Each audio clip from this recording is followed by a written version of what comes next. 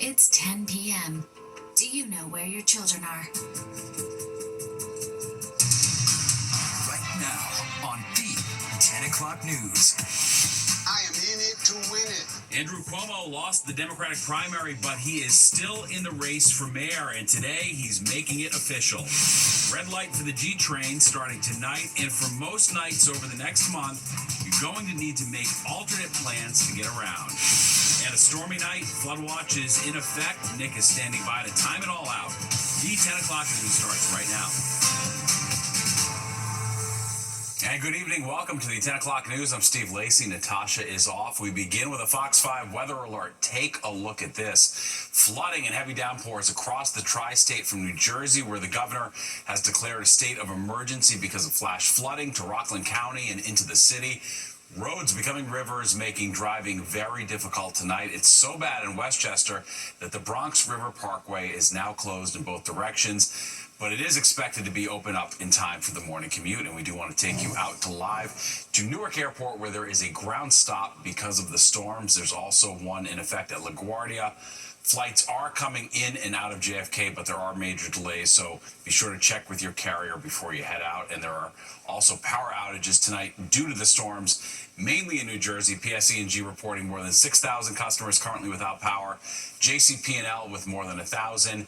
Con Ed with more than 2,000 customers out in the city. And on Long Island, PSEG reporting about 500 people in the dark. Of course, we've got team coverage. Kendall Green's in New Providence, New Jersey, which was just overwhelmed with flooding. But we do start with Chief Meteorologist Nick Gregory. Nick, boy, that storm lived up to expectations. Well, I tell you, we just had a very slow-moving weather system. There's very humid air, juicy air, and the result was, again, very heavy rainfall in a very short amount of time. Reports of anywhere from 2 to 2.5 plus inches of rain in an hourly time frame may have been a record for the month of July for New York City, getting that much rain. Well, the flood watches are shrinking a little bit now, so that's some good news. This is winding down. We'll look at the radar in just a minute, but the flood watch continues up here in Westchester County, southwestern Connecticut, basically about 2 o'clock in the morning. We do still have one little flood warning still going on down here, flash flood warning. That's going to go to 11:15 down into Monmouth County. As again, we've seen some pretty hefty rainfall going on across there. Now, here's the radar again. You can see not as colorful as earlier. That's a good news sign here.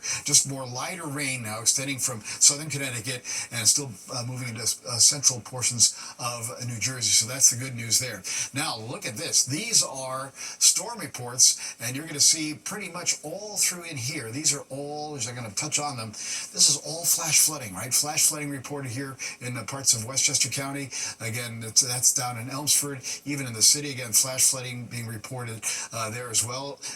In parts of Manhattan. Moving to New Jersey, we're going to hear more about this in a minute. Again, flash flooding there down by Springfield. So all of these reports are all for flash flooding. And look at the rainfall totals here. You're going to see in a moment as we watch that animation kind of sliding off and the area kind of shrinking a little bit. So we're just about done with the worst of this. Look at this. 2.4 inches of rain total. White Plains, almost 3 inches of rain. Again, think of this in a short amount of time, the result being that flash flooding. 2 inches, over 2 inches at Newark, and lesser amounts where, again, those storms haven't really moved on through. Here's the wider picture, and you can see everything's kind of shrinking and winding down here now. So, again, that's the good news, and we'll also see that good news coming up here in the Futurecast as the rain kind of goes away. Clouds will stick around for a while, and then we'll see clouds to start the day. Could be showers south of town and east of the city early on, and then we'll see some sunshine. Now, tomorrow afternoon could be a couple of pop-up showers or thunder showers. They'll be a little more isolated, nothing like we had today. And then we'll likely see more cloud cover, more humidity as we head into Wednesday. Wednesday, we're going to head for 90 degrees, and the potential will be for some afternoon showers and thunderstorms. Steve? Very well. All right, thanks, Nick. We do want to let you know it's going to be a long night if you're waiting for someone to get home and they're taking a train out of Grand Central. At this hour, there are severe disruptions on Metro North, especially between the Bronx and Manhattan due to flooding. Riders just watching, waiting, and hoping their trains can get out tonight. New Jersey under a state of emergency because of the weather. The governor urging people to stay home and avoid travel if at all possible. Fox 5's Kendall Green is live in New Providence, Union County for us tonight. Kendall.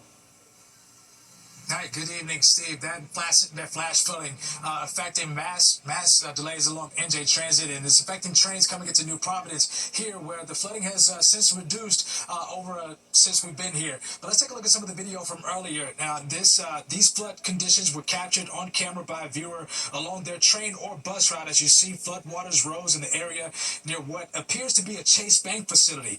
After in that parking lot near neighboring buildings, just filled with so much flooding, it looked like a mini lake at that point of the evening. Now, those lake-like conditions not only taking over highways but neighborhoods also. In Clark, video shows front lawns just disappear right along with that road. And the red sedan you see here, whether parked or stalled, gives you an idea of what water levels were like there. Now, it looks like that flooding stretched down the entire block. And this video shows it was captured around exit 12 toward Linden, also along NJ Turnpike, where cars were slowing into a crawl because of how high those water levels got along the highway. And you see some vehicles like this black SUV in the center lane had to stop mid-traffic as the water rose almost as high as the guardrails there. It explains why state police were sending out alerts to drivers, just telling them that they may not want to get on those roads. We have one of those alerts here. It says that flash flooding is occurring. Do not travel. Water levels are rising and roads are hazardous. Use alternate routes only if absolutely necessary. So definitely a tough day for these drivers, but the cleanup is definitely going to continue. But that's the latest here in New Providence. Kendall Green, Fox 5 News. I'll send things back to you, Steve. Very well. All right. Thanks, Kendall. And there are severe disruptions on multiple subway lines tonight. You can see the flooding taking its toll at the 28th Street station. Look at that. Wow. The MTA saying service is disrupted on the 1, 2, 3, 4, 5, and 6 trains. There are also delays on the A, B, C, and D trains. Parts of the M and F subway lines are being rerouted. And stick with Fox 5 for complete storm coverage. You can track the flooding and damage left behind by downloading the free Fox local app. You can also get Nick's forecast anytime. And we're following developing news in the Bronx, where a cab driver has been shot and is in critical condition. Fox 5's Arthur Chien is on the scene for us in Highbridge tonight. Arthur. Steve, we just saw minutes ago video of actually what happened out here. A witness showing us a cell phone video. The yellow cab had pulled up on the street. This was 5 o'clock this afternoon. And when the video starts rolling, he's already outside the cab on the passenger side and engaged in an argument. It looked like he wanted to get the person out of his cab. Well, that person does get out of the passenger side. The driver then gets back in his cab on the driver's side, gets behind the wheel, and we hear a single gunshot fired. It was loud. He comes out clutching his stomach, clearly shot in the stomach, saying, I've been shot, somebody call police. He staggers about 20, 25 feet to the front of this building where he collapses. Now let's show you what the scene looked like when we arrived here. The deluge was already underway here as this area was being pounded by rain. This is Nelson Avenue between West 168th Street and West 169th Street. The driver was rushed to Lincoln Hospital, as you pointed out, in critical condition. Now sources told Fox 5 the gunman ran just that short distance. The same building that the driver collapsed in front of behind us is where we are told he ran upstairs. Sources tell us he lives in an apartment on the 5th floor, and hours later police amass enough personnel here to go inside and basically take the suspect into custody. We saw also another gentleman put into an ambulance, but we're not sure if that is related. It's unclear at this time. But what we have as the latest information out here is that the driver of a yellow cab was shot this afternoon. It looked like in the altercation that he was trying to get somebody out of his cab. He staggered 20, 30 feet, collapsed over here. Hopefully he's going to be okay. He's in the hospital right now, but the suspect is in custody. It's unclear whether or not a gun has been recovered. We're still waiting for those details. Obviously, it's too early for any charges to have been filed as well. That's the latest from the Highbridge section of the Bronx tonight. Arthur Chien, Fox 5 News. Steve, back to you. Very well. All right. Thanks, Arthur. A 56-year-old man was stabbed multiple times while riding the 1 train this morning. It happened around 6 a.m. at the West 145th Street station in Hamilton Heights. Sources telling Fox 5 a 20-year-old man approached the victim, who was sleeping, and jostled him to wake up and get his seat. Words were exchanged, and the 20-year-old allegedly pulled a knife, plunging it into the victim's head. I think that that's very dangerous. At 6 a.m. in the morning, I mean, you have like the morning commuters and everything. I guess you kind of would expect like crime to happen early in the morning, I would say. I mean, I'm happy that the cops were there. I think that's still just like sad and jarring that, like, you know, a lot of these people that are doing these crimes aren't mentally well and they need help. And I think that's one of the main issues, that these people aren't getting help and aren't getting the treatment they need. Now, police who were on the train were able to arrest the suspect. He's charged with assault and criminal possession of a weapon. Starting tonight, there's no G-Train service on select weeknights and weekends between Court Square and Bedford-Nostrand Avenues. The MTA resuming work to modernize signals on the line. The outages will take place overnight from 9:45 p.m. to 5 a.m. Shuttle buses will replace train service between Court Square and Bedford-Nostrand Avenues. That shutdown ends on August 18th. Well, in the race for mayor, Andrew Cuomo makes it official. The general election is in November, and I am in it to win it. What his decision could mean for his rivals who are reacting to the move tonight, then President Trump sets a 50-day deadline for Russia to reach a peace deal with Ukraine or face serious consequences. Politics now, where Andrew Cuomo is making it official. He's staying in the mayor's race despite his decisive loss in the Democratic primary. Fox 5's Linda Schmitz has more on his big announcement and how opponents are reacting tonight. Linda. Yeah, hi there, Steve. Well, since his crushing loss to Zoran Mamdani, Cuomo has been trying to find a path to running as an independent and winning in November. Now, he thinks he has one. I am in it to win it. Former Governor Andrew Cuomo announcing in a new campaign ad that he is remaining in the race for mayor and running as an independent. This follows Cuomo's resounding loss to Democratic Socialist Zoran Mamdani during the Democratic primary 3 weeks ago. Tonight was Assemblyman Mamdani's night, and he put together a great campaign. But over the past 3 weeks, Cuomo decided he has a chance. The Democratic primary did not go the way I had hoped. But as my grandfather used to say, when you get knocked down, learn the lesson and pick yourself back up and get in the game. And that is what I'm going to do. Cuomo is also proposing that if he is not the highest-ranked candidate in the polls by early September, he pledges to drop out of the race if Mayor Adams and Republican nominee Curtis Sliwa pledge to do the same. Mayor Adams has no intention of pulling out. Andrew is a double-digit loser in the primary. He lost by 13 points. He had his opportunity. David Birdsell is a political analyst. It is a daunting task for either Cuomo or Adams if both of them remain in the race, because then you're splitting perhaps 60% of the vote, but 30-30 if it goes that way, and you leave a 40% lane for Zoran Mamdani to drive straight down. While Andrew Cuomo and Eric Adams trip over themselves to make deals in back rooms with billionaires, we are focused on fighting for working New Yorkers. Some have noticed that Cuomo continues to mispronounce Mamdani's name, calling him Mandani. My opponent, Mr. Mamdani. Fox 5 reached out to the Cuomo campaign for comment, but so far we have not heard back.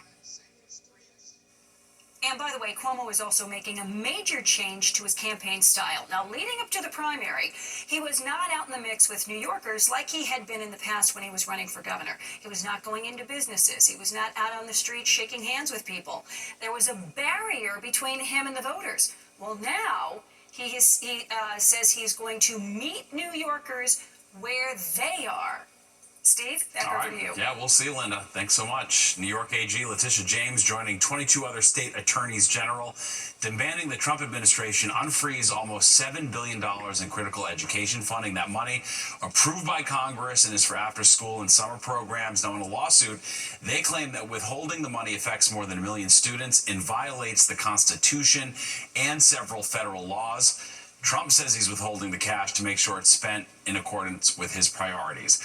And a ruling from the Supreme Court will allow President Trump to move ahead with dismantling the Department of Education. Today, the justices paused an order from a judge in Boston who temporarily stopped nearly 1,400 employees from being let go. The High Court decision allows the administration to move forward with Trump's plan to shutter the department altogether. The 3 liberal justices were in dissent. New tonight, a new 17% tariff is in effect on most fresh tomatoes imported from Mexico. This comes after the Trump administration ended a nearly 3-decade-old trade agreement with the country. Supporters say the import tax will help rebuild the shrinking U.S. tomato industry. Opponents say the import tax will make tomatoes more expensive for U.S. consumers. Mexico, by the way, supplies roughly 70% of the U.S. tomato market. At the White House today, President Trump giving Russia 50 days to reach a peace deal with Ukraine or face major consequences. Fox 5 Sharon Crowley in the newsroom with more on the announcement and a new move to send more weapons to Ukraine. Sharon. Steve, President Trump threatening punishing tariffs on Russia if they don't end the war with Ukraine in 50 days. At the same time, the president is stepping up Ukraine's defenses with billions of dollars worth of U.S. weapons bought and distributed by NATO allies. Trump now appears to be fed up with Putin's games. We are very unhappy, I am, with Russia, but we'll discuss that maybe a different day. But we're very, very unhappy with them, and we're going to be doing very severe tariffs if we don't have a deal in 50 days. Tariffs at about 100%. You'd call them secondary tariffs. You know what that means. Well, Trump, as you see there, along with NATO Secretary General Mark Rutte, announced the 1-2 punch against Moscow at the White House today. Trump says unless Putin ends the war with Ukraine in the coming weeks, any country doing business with Russia faces 100% secondary sanctions. It's a hefty consequence for major purchasers of Russian oil like China and India. The president said that Ukraine should begin receiving Patriot missile systems just within days. I use trade for a lot of things, but it's great for settling wars. So if I was Vladimir Putin today, I would reconsider whether I should not take negotiations about Ukraine more seriously than I was doing at the moment. So while these new tariffs would target Russia's trading partners, the idea being to isolate Moscow on the global economy. Steve? Very well. Thanks, Sharon. New Jersey Representative Josh Gottheimer honoring a World War I veteran. He presented his family with their medals that their father had earned. Gottheimer says he was approached by the family of Savos Loukidis because the records of his service were lost in a fire in St. Louis decades ago.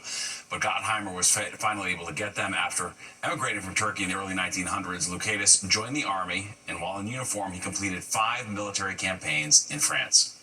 Got gassed and wounded. He got out of the front lines for a few days, but then they took him back. They were shrapnel, he said, right? I think it was either a bullet wound, but I had the jacket for years and the gas mask. They're gone now. After the war, Loukidis went on to become a successful businessman. For his service, his family was given a Purple Heart, a World War I Victory Medal, and a Victory Button. Well, it's hard to believe if you lived through it, but the 1990s fashion is actually making a comeback. The looks behind this fashion rewind and how to make sure you're on trend if you want to recreate the magic. Plus this. Are improvements to mass transit paying off for riders? I'm Duarte Geraldino at Grand Central, talking to people about what some new performance data is revealing. That story coming up on the 10 o'clock news. Mayor Adams has announced that 11 NYC new schoolyards have been transformed into public playgrounds across the city. This means more New Yorkers will be within a 10-minute walk of a playground. That expansion, part of his best budget ever. The new sites are open when not in use by the schools during the summer from 8 a.m. until dusk. Well, the calendar may say July, but it's never too early to start back to school shopping. As Fox 5's Jody Goldberg tells us, if you start now, you may pay a little less than if you wait until August. I like to enjoy my summer. I don't want to feel like I'm being pressured. But pressure is what many parents are feeling, not from schools, but from the economy. You're paying more, getting less if you're buying something that's manufactured in Asia and China in particular. From backpacks to binders, prices are going up. And with new tariffs looming, some are making their move now to avoid paying more later. I like to go pretty early because of the deals and there's less people. Parents are expected to spend an average of $570 per child this back-to-school season, according to retail strategist Brian McCarthy. There's more economic concerns on their mind. Parents are also saying that they feel just tighter budgets. Now, according to a Deloitte retail survey, 75% of parents say they'd switch brands if their preferred brand was too expensive. 65% say they'd go to an affordable retailer over their preferred store. And 56% say they'd cut back on non-essential purchases altogether to save money. People are paying more attention to, let's say, value-seeking behaviors. And to connect with the most cost-conscious customers, some retailers are running back-to-school promotions earlier than ever. These sort of mid-July promotional events have been designed by a number of brands and retailers to sort of increase excitement around shopping during what traditionally has been a pretty quiet month. Teacherless digitizes and streamlines the back-to-school supply shopping process. Diane Griffin says families are moving faster and they're more motivated by savings. Typically, we see the big jump or surge in early August, but it's definitely moving earlier in the season this year. But for some, well, it may seem like too soon. I haven't thought about back to school yet. They're on board if it means saving. We're all trying to make sure we, save our money and not try to overspend. Jody Goldberg, Fox 5 News. New tonight, the City Council passing a series of bills that will raise the pay for thousands of grocery delivery workers. One bill requires third-party food and grocery delivery companies like Instacart to pay their delivery workers a minimum of $21.44 an hour. That's the same minimum wage given to workers at Uber Eats and DoorDash. Aspects of the other bills include delivery workers getting paid within a week of the pay period and a tipping option of at least 10%. Most deliveristas are immigrants, they're working class families, they represent communities of color, they represent in many ways the underserved. And so this is we see as a moral obligation. The food delivery service industry has grown dramatically since the COVID-19 pandemic, with more than 100 million deliveries from third-party apps. While keeping the trains on track, new numbers from the MTA showing on-time performance going in the right direction. But are riders feeling better about their commutes? Then, after a long wait, scaffolding on the Upper West Side finally starting to come down. Why it's welcome news for businesses right around it. 10 o'clock news. The Tri-State dealing with major flooding tonight because of the storm that moved through earlier today. The parts of New Jersey got hit especially hard. Governor Murphy declaring a state of emergency. Welcome back to the 10 o'clock news. Let's check back in with Nick Gregory for an update on the storms that moved through tonight. Nick, it's wild. They happened basically after we got off air at 7, and they're over by now, but boy, they dumped a lot of rain in a short amount of time. They sure did. They were slow-moving storms, and they get with the very humid conditions out there, Steve. We had a lot of rain, 2 to 3 inches of rain that fell within about an hour to hour and a half. So that's enough to really cause some damage. And it's also caused some power outages. Again, as we sort of take a look at what we're finding for power outages here in parts of New Jersey, they're about 1,500 getting near Edison, heading down into Monmouth County there. Again, there's somewhere in the neighborhood of about 200 or so. They get hit hard in Westchester County, but the power outage is kind of recovering here, about 1 to 300 as you move there, and also into parts of North Jersey. Again, the amounts are decreasing.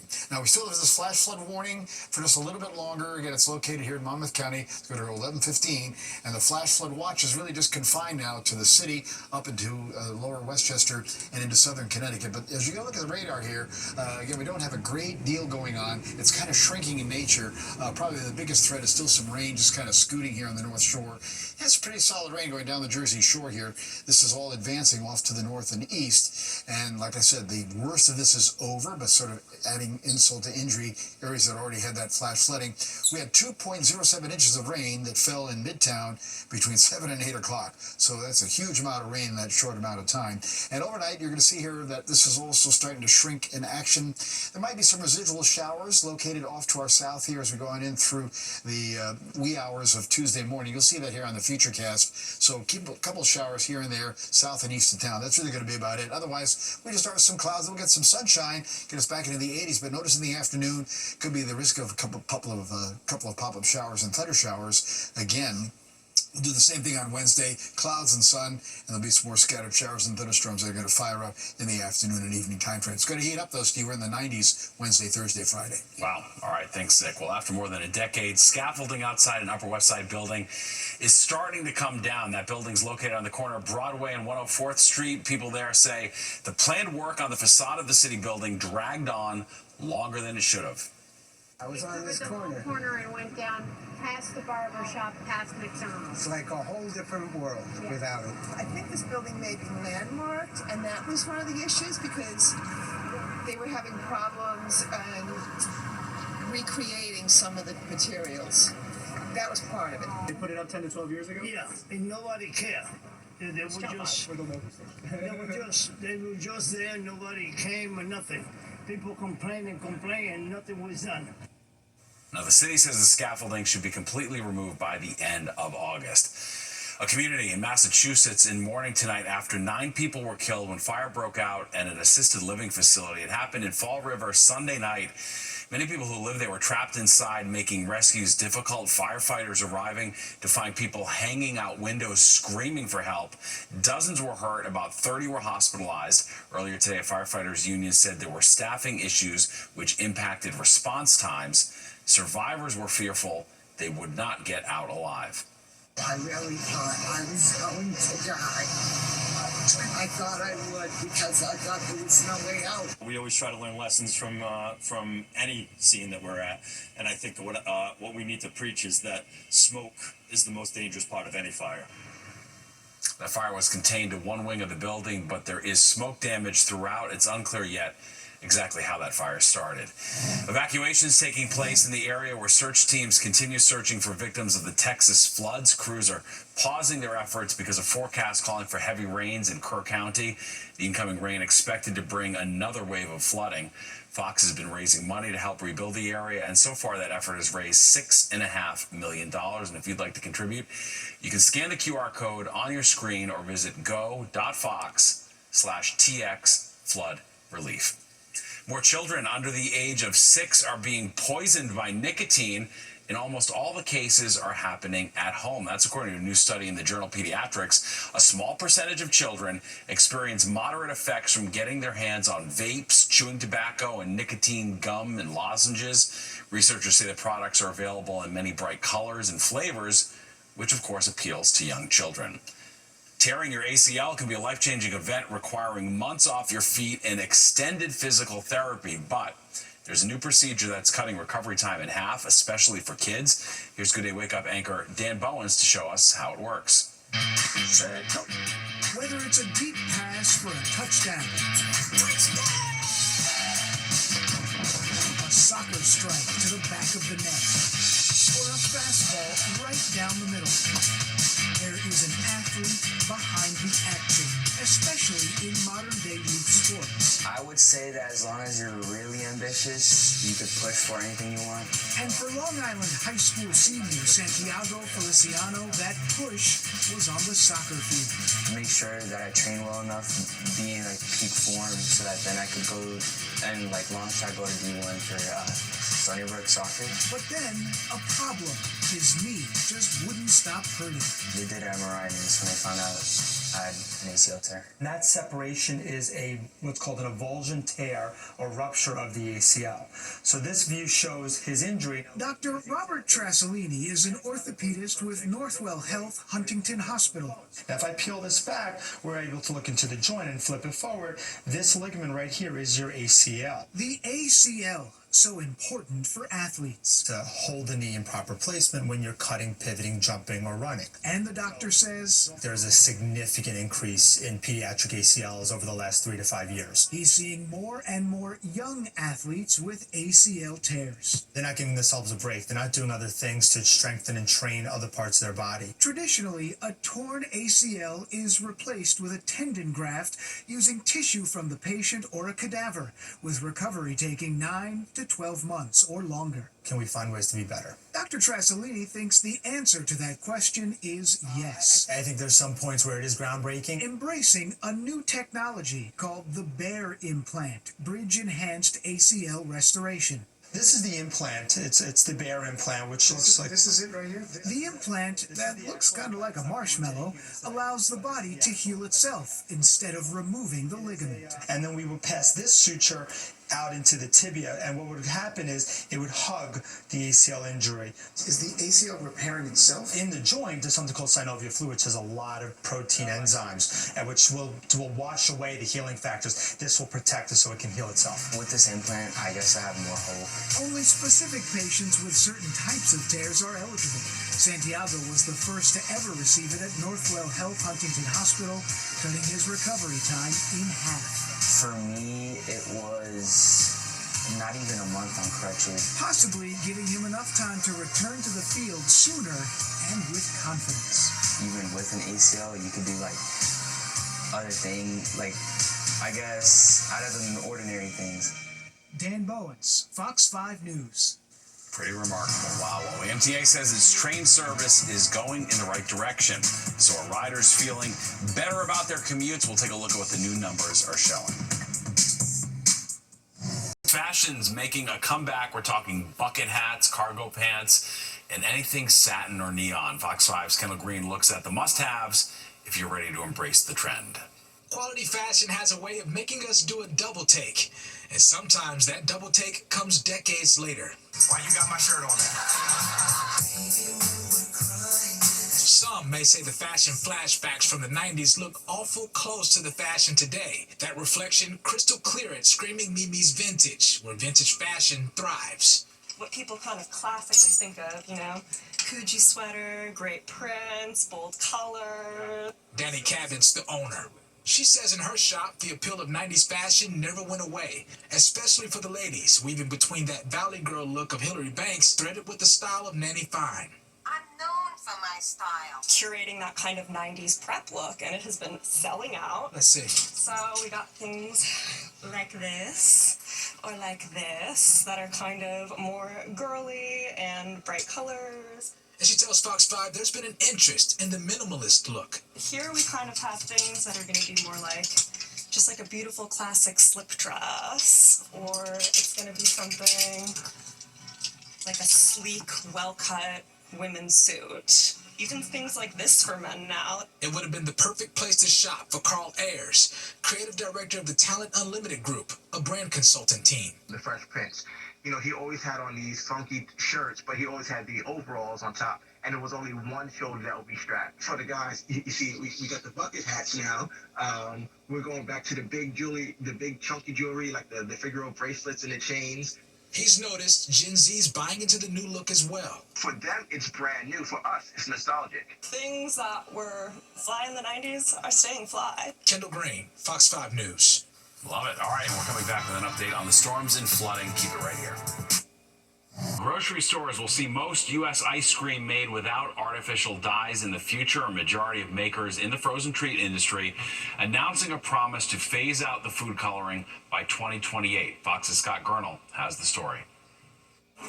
It's the latest scoop in the ice cream industry. U.S. makers of the sweet treat announced Monday a pledge to remove artificial food dyes from their products by 2028. This announcement today represents over 40 individual ice cream companies. Those companies make up nearly 90% of the ice cream supply in the U.S., so it could mean a majority of the frozen treat will not include petroleum-based dyes like Red 40, Green 3, and Blue 1 in less than 3 years. The sickness of American kids is not a willpower problem. It's not their fault. We can do things that'll make the food supply healthier. The voluntary effort by the ice cream companies is part of a broader move from the Trump administration to remove synthetic dyes from the U.S. food supply as a whole. Recently, big-name food manufacturers, including Nestle and General Mills, have also promised to pull dyes from their products as well. We've had this extraordinary response from the industry. Health and Human Services Secretary Robert F. Kennedy Jr. has long criticized food dyes, claiming they raise rates for ADHD and cancer. But scientists say those claims need more research. Federal officials recommend manufacturers use natural dyes made from fruit juices and plant extracts instead. The FDA is approving Gardenia Blue as a natural food dye with natural ingredients. According to the International Dairy Foods Association, Americans eat an average of about 4 gallons of ice cream per year. Gernal Scott, Fox News. Nick, I wonder if we got the over on the 4 gallons a year. I'm trying to do the math on that. Seems like a lot. I'm the over. Yeah, for sure. I'm not a big sweet eater, but ice cream. Ice cream in the summer is just perfect. It is. So, boy, let's talk about tonight. Well, I mean, what a crazy amount of rain we got in a very short amount of time. Oh my goodness! I mean, the skies just opened up of those slow-moving thunderstorms. A lot of lightning strikes too, right? That caused a lot of downed trees in the area. But those slow-moving thunderstorms caused some real heavy rain. You're going to see some radar determined rainfall amounts in a minute that are really going to sort of blow your mind here. All right, we got still low clouds overhead, still a little light rain going on in Midtown, and 85-73, the 73 in the last hour. But again, that's about average, really. 100 for the record high, 58 the record low, but that was way back in 1877. Sunrise now 5:37 going down, 8:26. We're losing about a minute of daylight per day, in case you're wondering. Still a little light rain over the city, 73. Winds showing northeast. It's mainly going to be a southerly wind or variable overnight. Pressure's rising, good weather sign there, but the dew point still at 71, so it's still humid. All right, so these are the area airport observations, official observations. Almost 3 inches at White Plains, 2.62 now in Central Park. A half an inch, though, only at Poughkeepsie. Look at Scranton at 2.5 inches, and then nothing officially yet East Hampton because they're still, again, going to get the measurement going on. Now, this is a radar-determined rainfall amount that I was, putting up here and sort of clicking on the pixels to see what we're determining here. Look at this. That's up there by the Hawthorne area in Harrison, 7.2 inches. That's a little 4-inch swath there in North Jersey, another 7-inch amount there near Plainfield, west of Union, and about 4.3 as you head down there west of Sayreville. So a real good soaking across most of the area. All right, low 70s, most of the area in those temperature range, right now, 74 out in the east end, 72 to Belmar. So we've cooled down with the rain, and we're down 3, 4, 7 degrees or so from 24 hours ago. Dew points haven't come down, though, and they're not. It's going to stay humid tonight. It's going to stay humid the next couple of days, so be prepared for that. Again, a calm, variable wind. It'll be average out of the south, but light, 5 miles an hour or so. Highs earlier, mid and upper 80s, not just here, really all through the Northeast. Not much change. Concord, though, did hit 90. Same for Philadelphia, 91. Then back to the 80s. State College westward towards Detroit and Chicago. 90s again as you head towards the Carolinas and Nashville. All right, here's the radar animation. Again, you can see how things are kind of dying down. This little cluster is likely heading into southern Nassau County, into Suffolk County. Again, the wide view shows things are definitely improving. And they'll continue to do that, but we're not completely out of the woods the next couple of days. We may get a little break for a while tomorrow. But this for a little front of boundaries kind of stuck nearby here. That could trickle off some showers south and east of the city tomorrow morning. You'll see that here on the Futurecast. Otherwise, just a fair amount of clouds overnight. We'll drop to about 74 in town, low 70s at the coast, a few upper 60s as you move inland. All right, tomorrow again, back to the 80s. It's humid. It's upper 80s inland, lower 80s at the coast. Could be a couple of scattered showers and thunderstorms in the afternoon. Tomorrow night, just kind of humid, back into the low and middle 70s. And then we go through this again on Wednesday. But Wednesday, we'll get closer to 90 degrees or above in places like Newark. They're showing 91. But there'll be scattered showers and thunderstorms we head on in towards the afternoon. All right, let's go and see what our boating forecast shows. Wind south about 5 to 10. There's a low rip for risk current. So a good day at the beach. Seas running about 1 to 2 feet or so in the UVI. Coming up at a 9 for tomorrow. They'll burn pretty quickly. 74 in the city tonight. Tomorrow it's humid, 87. Just a risk of a couple of showers and storms in the afternoon. They're into the 90s on Wednesday. Scattered showers and storms. Better chance on Thursday, 93. Still around 90 Friday. Over the weekend, back to the 80s we go. Just some scattered afternoon storms. Sunday, more likely on Monday. Steve? All right. Thanks, Nick. Well, let's talk a little baseball now. The Midsummer Classic returns with Aaron Judge, Shohei Ohtani, and Ronald Acuna Jr. headlining the 2025 MLB All-Star Game at Atlanta's Truist Park. The excitement starts tomorrow night at 6:30 with the Fox 5 local MLB All-Star pregame. And you can watch the game, and when it's over, stick around for our post-game coverage and then the 10 o'clock news. It's all right here tomorrow on Fox 5. Gotta be a good one. All right, well, it's not the kind of talk you hear on Sesame Street. Up next, what hackers did when they got into Elmo's X account and what Sesame Workshop is saying about it tonight. Severi. Well, a hacker got into Elmo's account on X and then shared a string of racist and anti-Semitic posts. They came from the Sesame Street character's verified account, which has more than 600,000 followers. The posts also contain comments about President Trump and the Epstein files. They were removed shortly after they were posted. Sesame Workshop says it worked quickly to regain control of the account. And big news for Harry Potter fans. HBO has officially started production on a Harry Potter TV series. The studio Also giving us a first-hand look at the new Harry Potter character played by Dominic McLaughlin. The show, being made in London, is expected to debut in 2027. Filming of the series begins about 14 years after the last movie was made from adaptations of the beloved books by J.K. Rowling. And there's more of the 10 o'clock news straight ahead. We'll be right back. The MTA doing a victory lap tonight when it comes to not only ridership being up, but also on-time performance, according to numbers released by the governor's office. Subways, buses, Long Island Railroad, and Metro North all seeing more riders compared with this time last year. And the trains are also on time, with 83% of subways on time. That number more than 95% for Metro North and LIRR. Well, it's been a tough night for mass transit because of the weather. Let's get a check of the forecast one more time with Nick. Yes, travel is having a problem there, and also the airlines, of course, the airports have had massive delays, but the rain kind of winding itself down, coming off the Jersey Shore onto Long Island for the next few hours or so. And overnight, again, we'll see those temperatures hold low, middle 70s. Again, still just some more showers and really just some clouds tomorrow. Again, combination of sun and clouds, but in the afternoon, particularly north and west, watch out for some scattered or isolated showers and thunderstorms, but it will be quite humid. Then we're into the 90s Wednesday, Thursday, Friday. Some afternoon showers and storms Wednesday, probably a little more numerous Thursday, and again Friday afternoon. Right now, most of the weekend should be okay. It was not quite as humid, and be in the 80s, and pretty decent amount of sunshine. Wow. All right. Thanks, Nick. And don't go anywhere. Good night, New York, with Crystal Young and Ryan Christopher is next at 11. And that does it for us tonight. If you missed any part of the 10 o'clock news, you can always catch an encore on our free streaming app, Fox Local. Have a great night.